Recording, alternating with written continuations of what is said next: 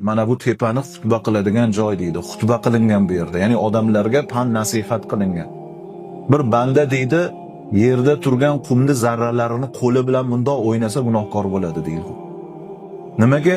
Butun vujudi quloq bo'lib eshitsin deydi. Biz badanimiz go'shtdan, najosatdan iborat oddiy odammiz. Sizlarni ixlosinglar sababli Alloh tilimizni aylantiradi.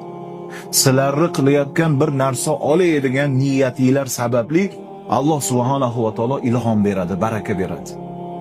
Oldingi jumada qalblariga, ko'ngillariga qattiq tegmasin deyapman. Oyat o'qiyapman, ikkita yoshi kattalarda kulishib o'tiribdi. Qo'pol bo'lsa ham aytaman, yaqinlashib qolgan azizlar, yoshi kattalik bu meni gapim emas.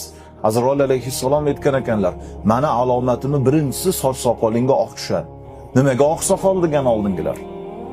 Chunki dunyoni o'tkinchiligini biladi. Yoshi katta odam Robbisi